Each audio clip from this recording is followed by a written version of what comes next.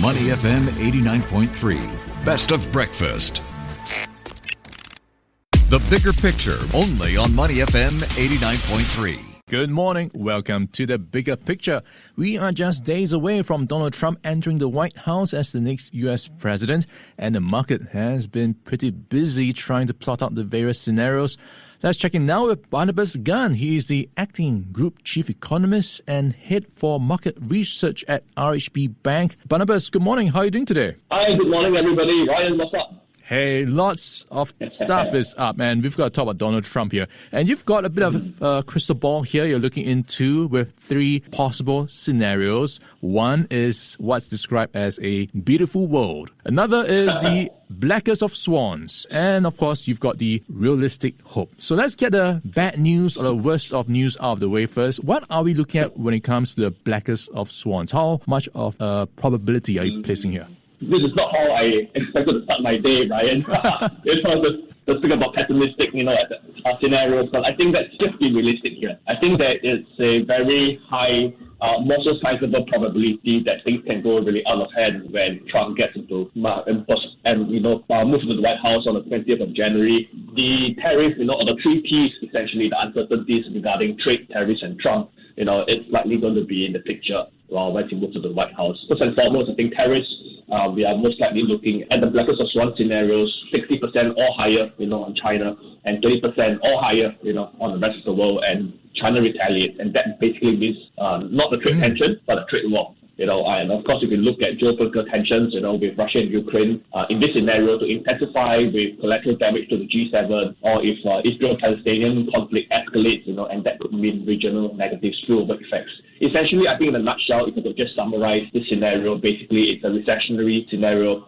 The US growth will fade to zero, if not lower, and China will slow to 3% or lower. And I think across ASEAN, we're going to get recessionary numbers across the region. Yeah, of course, we've been hearing a lot of rhetoric about the potential threats, potential tariffs, the tit-for-tat wars on the trade front. So lots of implications in terms of growth slowdown if we do get the worst of this. Now, let's take things up a notch where perhaps things won't be so bad, the realistic hope scenario. So this is your base case. How much are we looking at in terms of odds? So the base case, we are looking at a probability of 60%.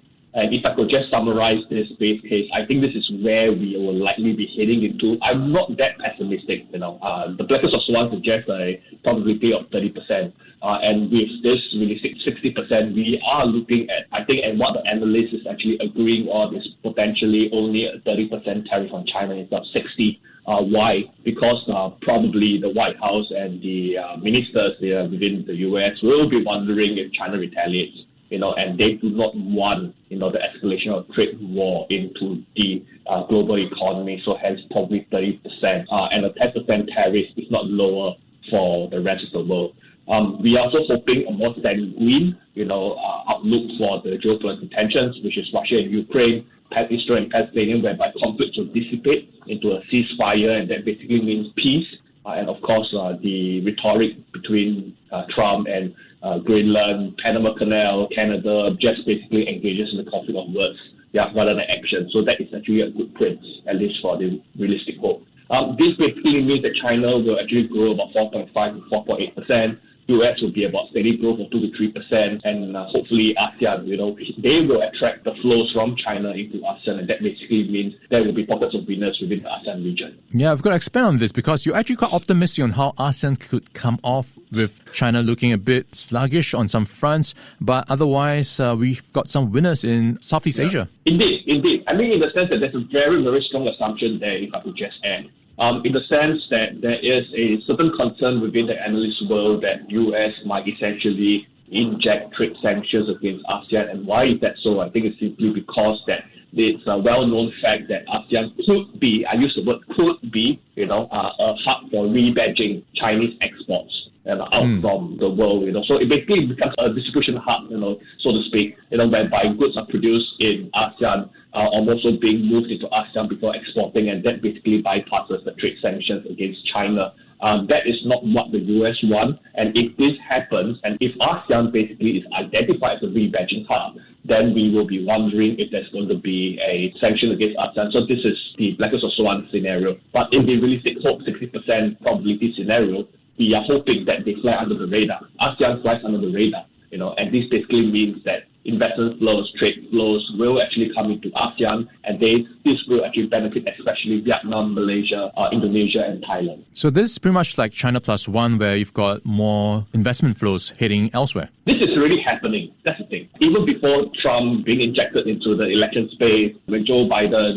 was in power, or even Joe Biden himself, back in the 2010s, there were already flows out from China into ASEAN. And some of the key industries that we are looking at is actually especially solar panels as well as the electric vehicles, whereby especially these two products have been gradually and steadily flowing it into ASEAN, especially if you can see Vietnam, the solar panels, as well as Thailand, the EV vehicles.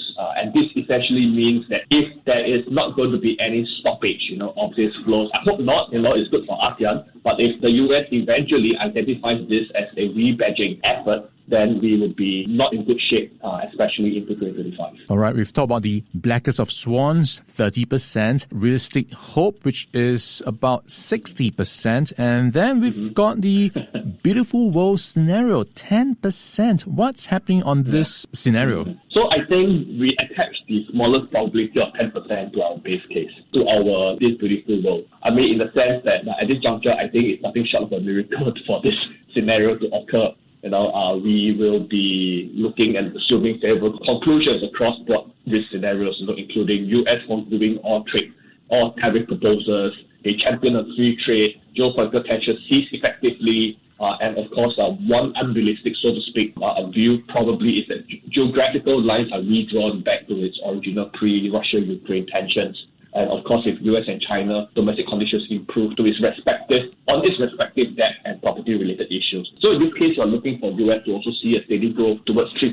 China could even accelerate above 5%. There's a dwindle of geopolitical noise and there's a dwindle of tariff noise, and that basically means that ASEAN investors will stay very confident, trade will be flourishing, and investments will be way through the roof, and that could mean that ASEAN growth will average at above 5%, with Vietnam, Malaysia, Indonesia, Thailand, and even Singapore leading the growth potential for the region. All right, and you've also penciled in 4 rate cuts from the FOMC if we get a beautiful world scenario. Now, Barnabas, let's take a step back and look at how Singapore is going to play out in 2025. What are we looking at in terms of growth this year versus last year? So the thing is that we are pretty optimistic despite the trade tensions that may come in when Trump moves into the White House. Our growth forecast for Singapore is at 3%, so it's right at the top of the official growth range, forecast range. And this essentially is led by the optimistic, realistic hope scenario that I've mentioned, whereby Singapore will be a key beneficiary as well in the region. I think one of the key industries that we'll be looking very closely for Singapore is financial services, because Singapore enjoys very strong and close proximity to its neighboring ASEAN economies. We don't have the land, our labor is expensive, our capital is expensive, but we champion on being the financial hub of ASEAN. And this essentially means that even though if investment and trade flows move into ASEAN and benefit our neighboring countries, the wealth management or the investment needs, the liquidity, preference will actually be flowing into Singapore. And that very, very well means that Singapore will benefit very strongly in this realistic hope scenario. All right, a scenario analysis of Trump 2.0. We've been in conversation with Barnabas Gan. He's the acting Group Chief Economist and Head of Market Research for RHB. Barnabas, thank you for your time this morning. Have a great weekend in advance. Thank you. Bye-bye. Stay Money FM 89.3. Before acting on the information on Money FM, please consider if it's suitable for your own investment objectives, financial situation, and risk tolerance. To listen to more great interviews, download our podcasts at audio.sg or download the audio app. That's AWEDIO, audio at the App Store and Google Play.